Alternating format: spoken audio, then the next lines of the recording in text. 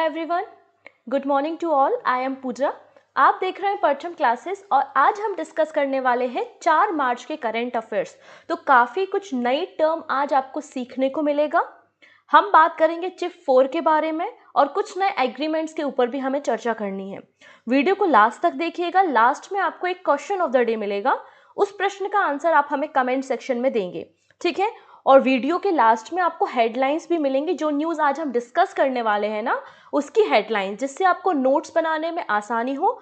आप उन हेडलाइंस को कॉपी में लिख सकते हैं, ठीक है, उनका स्क्रीनशॉट भी ले सकते हैं। नहीं तो हमारी वेबसाइट पे, एप्लीकेशन पे और टेलीग्राम पे free of cost current affairs की पीडीएफ अवेलेबल होती है। आप वहां से भी करंट अफेयर्स की पीडीएफ लेके अपने नोट्स को बना सकते हैं, पढ़ सकते हैं, ठीक है। तो सबसे पहले बात करेंगे 4 मार्च को हम कौन सा दिन सेलिब्रेट कर रहे हैं। उसके बाद आज जो पर्सन न्यूज़ में है, जिस भी रीज़न से हो, उन पर्सन्स के बारे में बात करेंगे। फिर आपकी national, international news, defence news और बैंकिंग न्यूज़ पे हम चर्चा करने वाले हैं।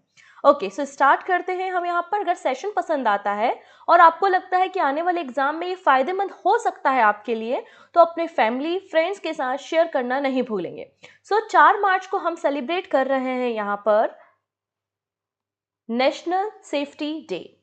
4 मार्च को कौन सा दिन मनाते हैं? नेशनल सेफ्टी डे मनाया जाता है, ठीक है, जिससे लोगों को अवेयरनेस दिलाई जा सके सेफ्टी प्रोटोकॉल के बारे में। कौन से सेफ्टी प्रोटोकॉल हैं, आपको रोड सेफ्टी के लिए कौन से प्रिकॉशंस को लेने की ज़रूरत है, वर्क प्लेस पे कौन सी सेफ्टीज होनी चाहिए, हेल्थ में, एनवायरनमेंट के लिए कौन कौन से आपको तौर तरीकों को अपनाना चाहिए। तो उन सारे पैरामीटर्स को लोगों को बताने, उन प्रोटोकॉल्स को लोगों को समझाने के लिए नेशनल सेफ्टी डे 4 मार्च को सेलिब्रेट किया जाता है। इस साल आप देखेंगे 52nd नेशनल सेफ्टी वीक हम सेलिब्रेट कर रहे हैं, जो कि 4 मार्च से 10 मार्च तक है, 4 मार्च से 10 मार्च तक।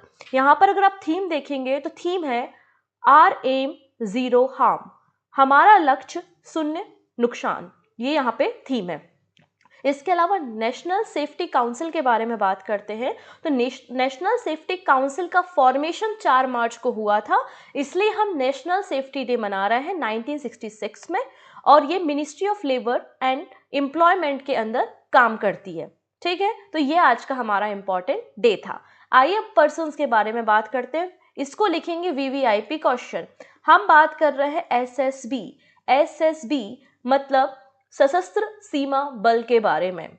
तो IPS officer Rashmi Shukla appointed director general DG of SSB. तो डीजी ऑफ एसएसबी कौन अपॉइंट हुई हैं? रश्मि शुक्ला हुई हैं, जो कि महाराष्ट्र कैडर की एक आईपीएस अधिकारी हैं और ये 2024 तक 2024 तक एसएसबी की डायरेक्टर जनरल के रूप में काम करेंगे। She is serving as additional director general of CRPF. इसके अलावा ये एडिशनल डायरेक्टर जनरल सीआरपीएफ के रूप में भी प्रेजेंटली काम कर रही थी। जो एसएसबी होती है, मतलब जो आपका सशस्त्र सीमा बल होता है, ये एक बॉर्डर प्रोटेक्शन फोर्स है हमारे देश की, जो कि नेपाल और भूटान की बॉर्डर में डिप्लॉय की जाती है। 1963 में इसका फॉर्मेशन हुआ था और न्यू दिल्ली में इसका हेड ऑफिस आपको मिल जाएगा। तो रश्मि शुक्ला का नाम आपको याद रखना है। चलिए नेक्स्ट बात करते हैं। ये कौन है भाई साहब? ये हमारे स्वास्थ्य मंत्री मनसुख मंडाविया जी हैं ये, ठीक है। सो union minister of health and family welfare संभालते हैं मनसुख मंडाविया। हमारी जो union ministry of health and family welfare है, उसे पोर्टर प्राइज अवार्ड 2023 से सम्मानित किया गया है फॉर कोविड-19 स्ट्रेटेजी। हमारे देश में जो कोविड-19 के लिए हमने पॉलिसीज बनाई, जिस तरीके से हमने काम किया, तो इसलिए यहाँ पे पोर्टर प्राइज जो है union ministry of health and family welfare को दिया गया है, ठीक है। इसके अलावा आप देखेंगे ये अनाउंसमेंट जो है वो द इंडियन डायलॉग, जो स्टैनफोर्ड यूनिवर्सिटी कैलिफोर्निया में हो रही थी, वहाँ पर ये अनाउंसमेंट की गई। ये जो पोर्टर प्राइज़ है ना, ये बेसिकली इसका जो नाम रखा गया है वो इकोनॉमिस्ट है एक माइकल ई पोर्टर, उनके नाम पर रखा गया है, ठीक है। तो पोर्टर प्राइज़ किसे मिला है? Union health and family welfare ministry को मिला है, जो कि डॉक्टर मनसुख मंडाविया संभाल रहे हैं अभी वर्तमान में। चलिए नेक्स्ट बात करते हैं। अच्छा, ये कौन है? ये हमारे हैं chess grand master D Gukesh. इनको बारे में आप लोगों ने पहले भी करंट अफेयर्स में सुना होगा। सो एशियन चेस फेडरेशन के द्वारा डी गुकेश को player of the year award दिया गया है। ठीक है, क्वेश्चन केवल इतना सा ही बनेगा कि एशियन चेस फेडरेशन के द्वारा player of the year award किसे दिया गया, तो डी गुकेश को दिया, क्योंकि इन्होंने जो 44 नंबर का चेस ओलंपियाड हुआ था उसमें भी इन्होंने गोल्ड मेडल जीता था। अब यहाँ पे ऑल इंडिया चेस फेडरेशन, हमारे जो भारत की बॉडी है ना, ऑल इंडिया चेस फेडरेशन जो है उसे मोस्ट एक्टिव फेडरेशन का अवार्ड भी दिया गया है। तो दो बातें याद हो गई कि एशियन चेस फेडरेशन के द्वारा डी गुकेश को player of the year award दिया गया, वहीं हमारे भारत की जो बॉडी है ऑल इंडिया चेस फेडरेशन, उसे मोस्ट एक्टिव फेडरेशन का अवार्ड दिया गया। इसके अलावा ये जो चेस ओलंपियाड आयोजित किया गया था, फिडे चेस ओलंपियाड, वो कहाँ पर आयोजित किया गया था, तमिलनाडु में किया गया था। और तमिलनाडु के मुख्यमंत्री कौन है, एम के स्टालिन है। तो एम के स्टालिन को यहाँ पर man of the year award दिया गया है, क्योंकि इन्होंने बहुत कम समय में इतना अच्छा चेस ओलंपियाड अपने राज्य में आयोजित किया था। ठीक है, तो आप लोग ने तीन बातें यहाँ पे सीख ली हैं, डी गुकेश के बारे में, all India chess federation, and the मुख्यमंत्री ऑफ तमिलनाडु एम के स्टालिन। अब हमारी जो महिलाओं की चेस टीम है, इंडियन वीमेंस टीम है, जिसमें कोनेरू हम्पी है, डी हरिका, आर वैशाली और तानिया सचदेव एंड भक्ति कुलकर्णी। तो हमारी जो इंडिया की चेस टीम है, वीमेन चेस टीम है, उसे best women team of the year का अवार्ड दिया गया है। ठीक है, best women team of the year का अवार्ड। अब बात करते हैं कोचेस के बारे में। तो men's coach of the year award जो है वो ग्रैंड मास्टर आरवी रमेश को दिया गया है। वहीं women coach of the year award जो है वो ग्रैंड मास्टर अभिजीत कुंते को दिया गया है for the women's coach of the year award. ठीक है, तो ये तो इतना इंपॉर्टेंट नहीं है। ठीक है, इंपॉर्टेंट आपको ये वाली स्लाइड है। ओके, चलिए नेक्स्ट बात करते हैं वियतनाम। अगर आप एशिया में हैं और एशिया में आप देखेंगे यहाँ पे साउथ चाइना सी के साथ बाउंड्री बनाते हुए आपको वियतनाम देखने को मिलेगा, जिसकी कैपिटल आपको हनोई मिल जाएगी। रिसेंटली नए प्रेसिडेंट अपॉइंट हुए हैं वियतनाम के, और वियतनाम के नए राष्ट्रपति का नाम क्या है, वो वॉन थुंग। ठीक है, थुओंग, वो वॉन थुओंग जो है वो नए प्रेसिडेंट बने हैं वियतनाम के, जो कि कम्युनिस्ट पार्टी से बिलोंग करते हैं। रिसेंटली जो है वियतनाम के प्रेसिडेंट नुगियोन जुआन फुंक ने रिसेंटली रेजिग्नेशन दे दिया था सडनली, तो उसके बाद जो है इन्हें राष्ट्रपति बनाया गया है। चलिए, अब यहाँ पर इस न्यूज़ को लेकर मैं बड़ी कंफ्यूज थी, मुझे याद ही नहीं आ रहा था कि ये न्यूज़ मैंने आपको बताई है या नहीं बताई है, तो इसलिए मैंने वापस ले ली। अगर बता दी है तो आप स्किप कर दो या दोबारा सुन लो, नहीं बताई है तो बिल्कुल फिर तो सुनना ही है। ठीक है, क्योंकि मुझे बिल्कुल याद नहीं आ रहा है कि ये न्यूज़ मैंने बताई है कि नहीं बताई है, क्योंकि 1 मार्च की न्यूज़ है और आज 4 मार्च का हम डिस्कशन कर रहे हैं। तो मैं से देख रही थी MCQs, तो मुझे ये न्यूज़ मिली, मुझे याद ही नहीं आया कि मैंने ये बताया है कि नहीं बताया। तो चलिए देखते हैं। लेफ्टिनेंट जनरल सुचेंद्र कुमार, इन्हें vice chief of the army staff बनाया गया है। तो vice chief of the army staff किसे बनाया गया है, लेफ्टिनेंट जनरल सुचेंद्र कुमार को बनाया गया है। 1 मार्च से इनकी नियुक्ति हुई है। वहीं लेफ्टिनेंट जनरल VS राजू जो हैं, इन्हें जयपुर बेस्ड सप्त शक्ति कमांड का चीफ बनाया गया है। अच्छा, लेफ्टिनेंट जनरल सुचेंद्र कुमार हैं, ये deputy chief of the army staff army headquarter में ऑलरेडी काम कर चुके हैं। इन्हें vice chief of the army staff बनाया गया है। इसके अलावा ये जो स्क्रीनशॉट आप इस स्क्रीन का ले सकते हैं। चलिए नेक्स्ट है, Karnataka bank appoints Abhishek Shankar Bagchi as a new CFO। CFO क्या होते हैं, चीफ फाइनेंशियल ऑफिसर होते हैं। कॉन्ट्रैक्ट बेसिस पे अभिषेक शंकर बागची को कर्नाटका बैंक का CFO अपॉइंट किया है। इन्होंने मुरलीधर कृष्ण राव को रिप्लेस करने का काम किया है। इनको 18 साल का RBI में काम करने का एक्सपीरियंस भी है। कर्नाटका बैंक का अगर हेड ऑफिस देखेंगे तो मंगलुरु में है। महाबलेश्वर MS CEO है और 18 फरवरी 1924 में इसका फॉर्मेशन किया गया था। ठीक है, चलिए अगली बात करते हैं। इनको तो सभी जानते हैं, ठीक है, सचिन तेंदुलकर जी हैं। इन्होंने अपना लास्ट जो ODI मैच, मतलब जो मैच खेला था रिटायरमेंट के पहले, वो वानखेड़े स्टेडियम में खेला था, और वानखेड़े स्टेडियम आपको मुंबई में देखने को मिलेगा। उसी से रिलेटेड एक छोटी सी न्यूज है। Which Indian player statue install inside the iconic Wankhede stadium where he played his last game for India. तो प्रतिष्ठित वानखेड़े स्टेडियम के अंतर्गत किस भारतीय क्रिकेट की प्रतिमा स्थापित की जाएगी जहां इन्होंने भारत के लिए अपना आखिरी मैच खेला था, तो वो है सचिन तेंदुलकर जी। 24 अप्रैल को जब सचिन तेंदुलकर जी का बर्थडे होगा और वो 50 साल के हो जाएंगे, तब उनकी स्टैच्यू को वानखेड़े स्टेडियम में लॉन्च करने का काम किया जाएगा। और वानखेड़े स्टेडियम में एक स्टैंड का नाम भी जो है वो इनके नाम पे रखा जा चुका है। ठीक है, सचिन तेंदुलकर जी पहले ऐसे क्रिकेटर हैं जिनको भारत रत्न सम्मान दिया गया था 2014 में। इन्हें अर्जुन अवार्ड भी दिया जा चुका है 1994 में। पद्मश्री, पद्म भूषण जैसे कई सारे अवार्ड से इनको नवाजा जा चुका है। इसके अलावा सचिन तेंदुलकर जी की एक बायोग्राफी है, ऑटोबायोग्राफी है, अपनी आत्मकथा है जिसका नाम है प्लेइंग इट माई वे। तो इसे भी आप याद रखना है, एग्जाम पॉइंट ऑफ व्यू से इनकी ऑटोबायोग्राफी इंपॉर्टेंट हो जाती है। चलिए नेक्स्ट पर्सन के बारे में हम बात करते हैं जिनका नाम है Jishnu Barua. was appointed as the new chairman of the Central Electric Regulation Commission। तो सेंट्रल इलेक्ट्रिसिटी रेगुलेटरी कमीशन के नए चेयरमैन के रूप में जिष्णु बारुआ को चुना गया है। ठीक है, ये नए चेयरमैन होंगे। Union minister of power R K. Singh के द्वारा नई दिल्ली में इनको शपथ दिलाई गई। इसके पहले ये चीफ सेक्रेटरी ऑफ असम के रूप में काम कर चुके हैं और असम की जो पावर डिस्ट्रीब्यूशन कंपनी है उसके भी चेयरमैन के रूप में इन्होंने काम किया है। अगर मैं बात करूं सेंट्रल इलेक्ट्रिसिटी रेगुलेटरी कमीशन के बारे में, तो इसको गवर्नमेंट ऑफ इंडिया एक्ट के अंतर्गत इलेक्ट्रिसिटी रेगुलेटरी कमीशन एक्ट 1998 में सेटअप किया गया था।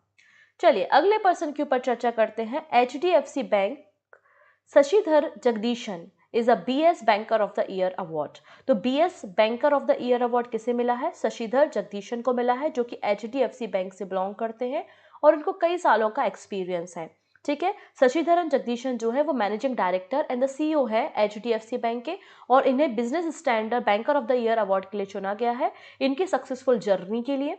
ठीक है, बेसिकली एक जूरी बनाई गई थी, 5 लोगों का एक पैनल बनाया गया था जिसको चेयर कर रहे थे farmer RBI governor, deputy governor SS Mundra, और उनकी चेयरमैनशिप में इस मीटिंग में इनका नाम सजेस्ट किया गया। ठीक है, चलिए तो ये कुछ पर्सन्स थे। आइए बाकी सारी न्यूज़ को हम डिस्कस करते हैं। हम बात कर रहे हैं यहाँ पे 7th इंटरनेशनल धर्म धम्म कॉन्फ्रेंस के बारे में। सो प्रेसिडेंट इनॉग्रेट 7th इंटरनेशनल धर्म धम्म कॉन्फ्रेंस इन भोपाल मध्य प्रदेश में 3 मार्च को राष्ट्रपति द्रौपदी मुर्मू के द्वारा 7वीं इंटरनेशनल धर्म धम्म कॉन्फ्रेंस की शुरुआत की गई और ये 5 मार्च तक ये कॉन्फ्रेंस चलने वाली है। इस कॉन्फ्रेंस का आयोजन भोपाल मध्य प्रदेश में किया जा रहा है और यहाँ पे जो थीम डिसाइडेड है वो है eastern humanism for the new era. ये यहाँ पे धर्म धम्म कॉन्फ्रेंस की थीम है। इस धर्म धम्म कॉन्फ्रेंस में कई सारे देशों के डेलीगेट्स जैसे कि मंगोलिया, भूटान, श्रीलंका, नेपाल, वियतनाम, है ना, USA, UK के लोग यहाँ पे पार्टिसिपेट करेंगे। बेसिकली इसका उद्देश्य क्या है? इसका धर्म धम्म जो आपका ये कॉन्फ्रेंस हो रही है, इसका उद्देश्य लोगों को एक साथ लाना, रिलीजियस, पॉलिटिकल और उनके थॉट को यहाँ पे समझना है। Basically Sanchi university of Buddhist index study के द्वारा इसे ऑर्गेनाइज किया जा रहा है। नेक्स्ट है इंटरनेशनल योगा फेस्टिवल की शुरुआत हो चुकी है।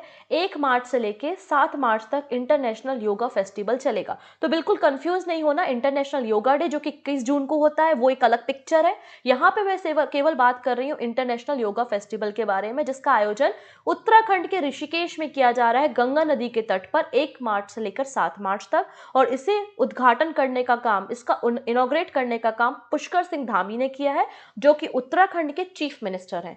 क्लियर हुआ? The International Yoga Festival 2023 was held in Rishikesh from the 1st March to 7th of March 2023। ठीक है ना? इसे इनॉग्रेट किया है chief minister Pushkar Singh Dhami on the bank of the Ganga in Rishikesh. ठीक है, इतनी चीजें क्लियर है। इसके अलावा योगाचार्य पद्मश्री शिवानंद एंड द पद्म विभूषण रजनीकांत यहाँ पे इस ओकेजन पे प्रेजेंट होंगे। ठीक है, और जो गवर्नर है वो लेफ्टिनेंट जनरल गुरमीत सिंह है। चलिए next, NTPC commission India first air cooled condenser. तो भारत का पहला एयर कूल्ड कंडेंसर जो है वो कमीशन किया है NTPC के द्वारा। कहाँ पर? नॉर्थ करणपुरा। नॉर्थ करणपुरा जो है ये आपको कहाँ पर देखने को मिलेगा? झारखंड राज्य में। तो NTPC के द्वारा नॉर्थ करणपुरा जो थर्मल प्लांट है झारखंड में, वहां पर भारत का पहला एयर कूल कंडेंसर जो है उसको यहाँ पे कमीशन करने का काम किया है, जिससे जो वाटर फुटप्रिंट होता है, क्योंकि जो आपके थर्मल पावर प्लांट होते हैं उनमें बहुत अधिक मात्रा में पानी की रिक्वायरमेंट होती है, तो उसका 1/3 वाटर फुटप्रिंट को कम करने के लिए एयर कूल कंडेंसर को यहाँ पर कमीशन करने का काम किया गया है। और जो आपका नॉर्थ करणपुरा झारखंड राज्य में है, यहाँ पर आप देख सकते हैं कि 3 यूनिट है NTPC की 660 मेगावाट की। अब आप लोग सोच रहे होंगे कि बेसिकली एयर कूल्ड कंडेंसर होता क्या है। तो यहाँ पे जो स्टीम होती है, जो अपने थर्मल पावर प्लांट में स्टीम जनरेट हो रही है, जो वेपर है उसको ठंडा करने के लिए जनरली पानी का उपयोग होता है। तो यहाँ पर जो है वो एयर का उपयोग होगा या इसको ठंडा करने के लिए, जिसको आपने एयर कूल्ड कंडेंसर कहा है। चलिए अगली बात करते हैं उडई के बारे में। यहाँ पे आपको कंप्यूटर से रिलेटेड, टेक्नोलॉजी से रिलेटेड कुछ नए टर्म मिलेंगे, और आप लोग कोई भी एग्जाम देते हैं इस तरीके के टर्म्स एग्जाम में बनते हैं और बने हुए भी हैं। उडई क्या होता है? Unique identification authority of India होता है। आप कोई भी एग्जाम देने जाते हैं तो आपके आधार कार्ड को चेक किया जाता है, राइट? फिर आपका वेरिफिकेशन होता है ना? तो यहाँ पे उसी के बारे में हम चर्चा कर रहे हैं। Unique identification authority of India, UIDAI ने रिसेंटली लॉन्च किया है new security mechanism for Aadhaar based fingerprint authentication. तो यहाँ पे नया सिक्योरिटी मैकेनिज्म जो है वो लॉन्च किया है यहाँ पे उडई के द्वारा, आधार बेस्ड फिंगरप्रिंट ऑथेंटिकेशन। इससे क्या होगा, जो स्पूइंग होती है, अब ये स्पूइंग क्या होती है इस पे हम चर्चा करते हैं। तो इसका मतलब हैकिंग नहीं है, मैं पहले ही क्लियर कर देती हूँ, हैकिंग नहीं है। मान लेते हैं कोई व्यक्ति जो थोड़ा बहुत कंप्यूटर और नई नई टेक्नोलॉजी के बारे में जानता है और वो अपना एक डुप्लीकेट जो है वो आधार कार्ड बनाना चाहता है। वो चाहता है कि किसी पर्सन से मैं मैच करके अपनी आइडेंटिटी एक आधार कार्ड तैयार कर लो, ठीक है ना? तो बेसिकली आप डेटा चोरी करोगे, ठीक है, अपने सिस्टम को, डेटा को एक्सेस करने का काम करोगे। इसको ही हम, जो डिस्गस्टिंग कम्युनिकेशन होता है, इसको हम स्पूइंग कहते हैं। Spoofing is not a hacking. Spoofing like acting like the person, creating a false identity just like the original person. तो इस प्रोसेस को ये जो लोग करते हैं उसे कम करने के लिए और आर्टिफिशियल इंटेलिजेंस का उपयोग किया जा सके लर्निंग के लिए, इसलिए उडई ने इस नए सिक्योरिटी मैकेनिज्म, जो कि आधार बेस्ड फिंगरप्रिंटिंग ऑथेंटिकेशन में यूज होगा, इसको लॉन्च किया है।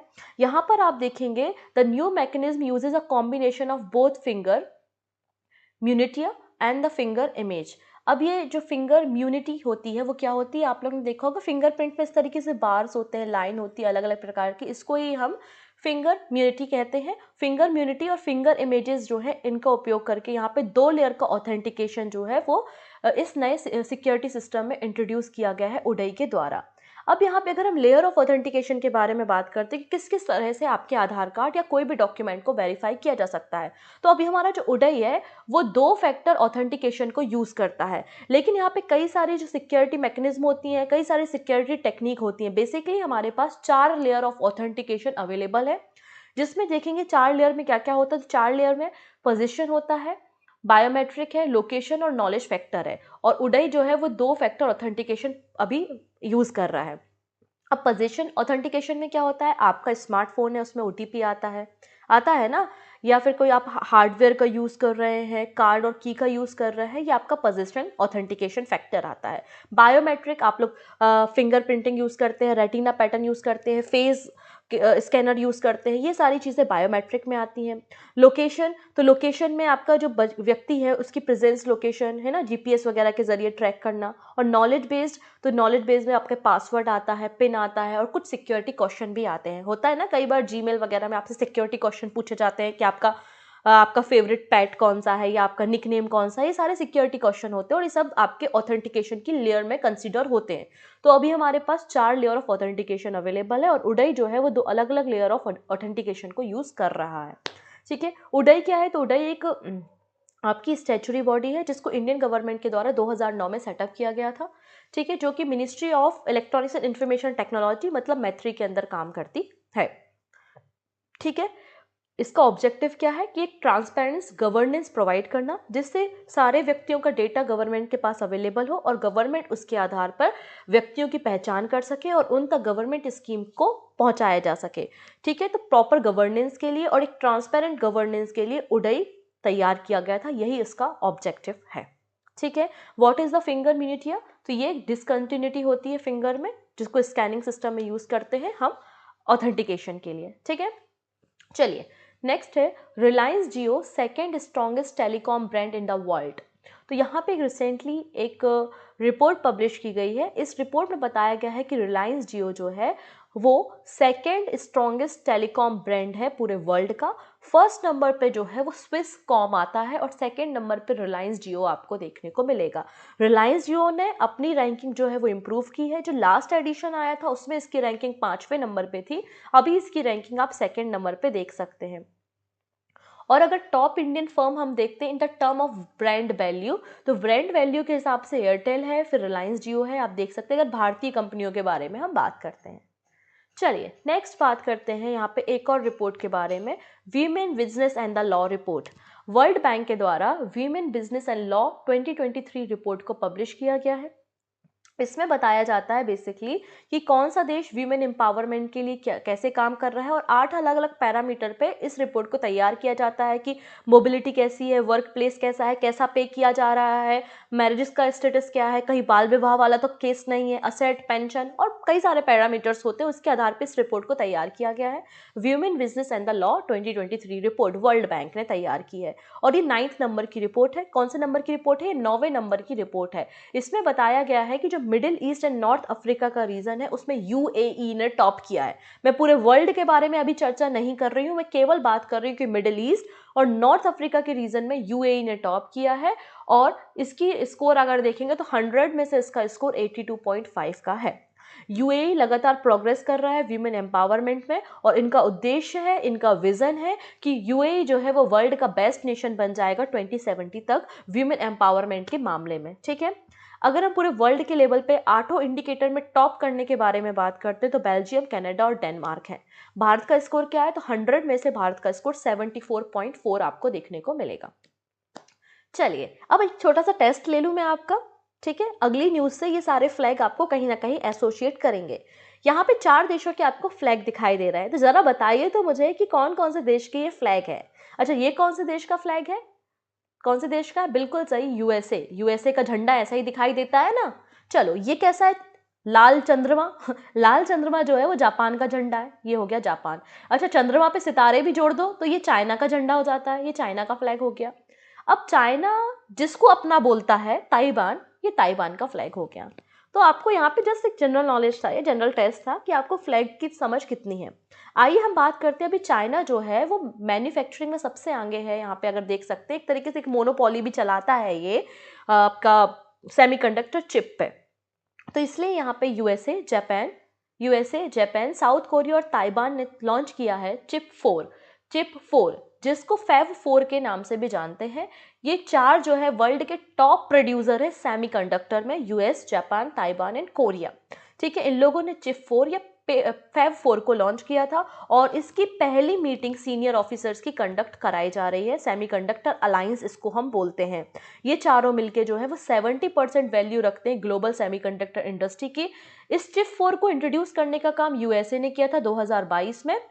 ठीक है ना, क्योंकि इनका उद्देश्य एक सिक्योरिटी है और जो आपका सेमीकंडक्टर सप्लाई चेन है उसको और भी ज़्यादा रिलायबल बनाना है और जो वर्ल्ड की डिपेंडेंस है चाइना पे उसको रिड्यूस करना है। इसलिए इस चिप 4 को डिज़ाइन किया गया था और इनकी पहली मीटिंग कंडक्ट हो रही है।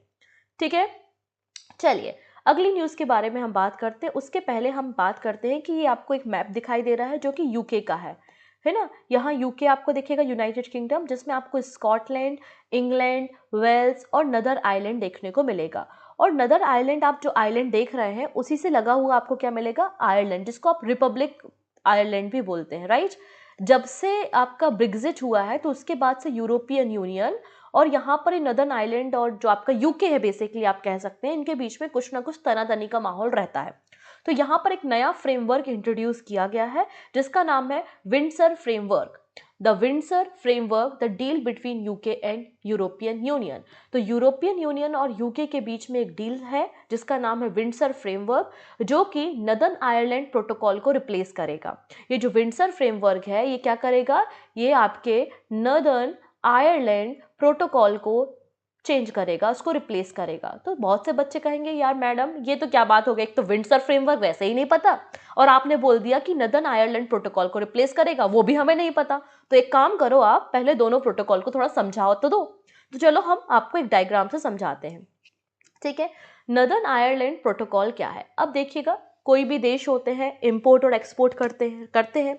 तो यूके यूके जब यूरोपियन यूनियन के इस रिपब्लिक आयरलैंड में कोई चीज़ एक्सपोर्ट करता है तो वो कहाँ से जाती है, आपके यहाँ से नदर्न आयरलैंड से जाती है, और यहाँ पर बहुत ज़्यादा जो गुड्स है उनकी चेकिंग की जाती है। करेंट सिचुएशन क्या है, goods are check at the port in northern Ireland on arrival, और जब यहाँ पे गुड्स पहुँचते हैं नदर्न आयरलैंड में चेकिंग होती है। कोई प्रोडक्ट अगर यहाँ से पहुँच रहा है कहाँ, नदर्न आयरलैंड में, तो उसकी बहुत अच्छे से कड़े तरीके से चेकिंग होती है और उसके बाद वो प्रोडक्ट जो है वो रिपब्लिक ऑफ आयरलैंड में जाते हैं। ये आपका नदर्न आयरलैंड प्रोटोकॉल है। जो नया प्लान इंट्रोड्यूस किया गया है, इसमें इस पूरे गुड्स से जो ट्रांसफ़र आप कर रहे हैं उसको दो पार्ट्स में डिवाइड कर दिया है, दो लाइंस में डिवाइड कर दिया है। एक आपकी ग्रीन लेन है और एक आपकी रेड लेन है, ठीक है, ग्रीन और रेड लेन।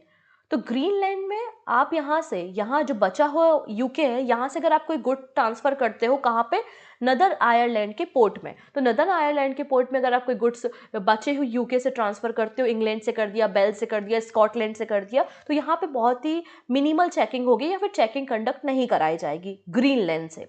और अगर आप कोई प्रोडक्ट को रेड लैंड से ट्रांसफ़र करते हो डायरेक्टली रिपब्लिक ऑफ आयरलैंड में, तो यहाँ पर आपकी जो है वो एक स्ट्रिक्ट चेकिंग यहाँ पे कंडक्ट कराई जाएगी। सिर्फ इतनी सी चीज़ है, समझ में आ गई, बस इतना ही है, ठीक है। तो नदर्न आयरलैंड प्रोटोकॉल है क्या, after the UK left the European union, northern Ireland remain it's only the constituent that share a land border with the European member Republic of Ireland. जब से यूके ने लेफ्ट हुआ European union से, तो northern Ireland एकमात्र ऐसा हिस्सा है जो कि रिपब्लिक ऑफ आयरलैंड या फिर यूरोपियन यूनियन के मेंबर के साथ बाउंड्री साझा करता है। तो जब यूके से कोई भी गुड्स यूरोपियन यूनियन के इस मेंबर के पास भेजे जाते हैं, तो नदर्न आयरलैंड में इसकी काफ़ी स्ट्रिक्ट जो है वो चेकिंग होती है, जिसको आप लोग ने क्या नाम दिया है, नदर्न आयरलैंड प्रोटोकॉल नाम दिया है।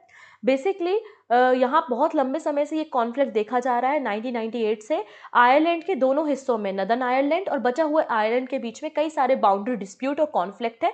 1998 से ये कॉन्फ्लिक्ट चल रहा है, जिसके अंतर्गत एक एग्रीमेंट साइन हुआ था जिसको हम बेलफास्ट एग्रीमेंट कहते हैं और इसको गुड फ्राइडे एग्रीमेंट के नाम से भी जाना जाता है, ठीक है। अब इसी को रिप्लेस करने के लिए यहाँ पे विंडसर फ्रेमवर्क को प्रपोज किया गया है।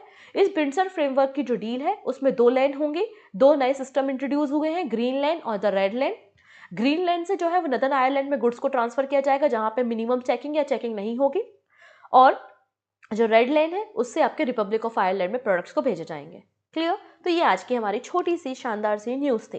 अंत में बात करते हैं कुछ शॉर्ट न्यूज़ के बारे में, फिर हम बात करेंगे क्वेश्चन ऑफ द डे के बारे में जिसका आंसर आपको कमेंट सेक्शन में देना है। So India hosted the Quad foreign minister meeting in New Delhi in 3 March, और जिसको लीड कर रहे हैं, जिसको चेयर कर रहे हैं हमारे external affair minister S Jaishankar ji. तो क्वाड देशों के जो फॉरेन मिनिस्टर है, विदेश मंत्रालयों की मीटिंग जो है वो नई दिल्ली में आयोजित की जा रही है और उसके चेयरमैन हमारे विदेश मंत्री एस जयशंकर जी हैं।